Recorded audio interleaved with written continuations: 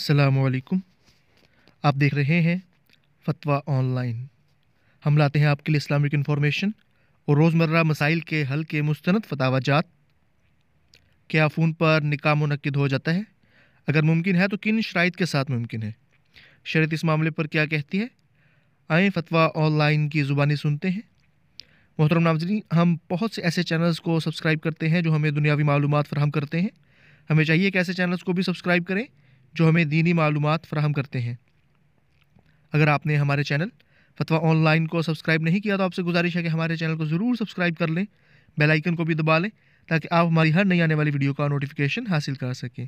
आज के मसले की तरफ चलते हैं।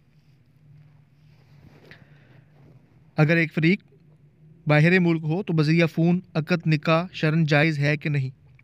जवाब में मुफ्ती साहब फरमाते हैं, टेलीफोन पर निकाह मुनक्किद नहीं होता है क्योंकि निकाह के मुनक्किद होने के लिए ज़रूरी है कि दोनों फ़रीक एक ही मजलिस में गवाहों के रूबरू मौजूद हों या फिर इनकी तरफ से मुकर्रर करदा वकील मौजूद हों और उनके सामने इजाब कबूल हो, और फिर शहूद में यानी गवाहों में दो मर्दों या एक मर्द और दो औरतों का होना और इनका मुसलमान आज़ाद आकिल बालिग होना भी ज़रूरी है।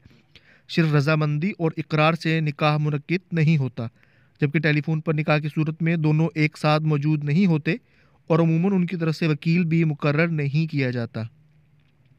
मोहतरम नाजरीन, मज़ीद ऐसे मसाइल जानने के लिए हमारे चैनल फ़तवा ऑनलाइन को ज़रूर सब्सक्राइब कर लें, बेल आइकन को भी दबा लें ताकि आप हमारी हर नई आने वाली वीडियो का नोटिफिकेशन हासिल कर सकें। अगली वीडियो तक के लिए फ़तवा ऑनलाइन को इजाज़त दीजिए। अल्लाह हाफिज़।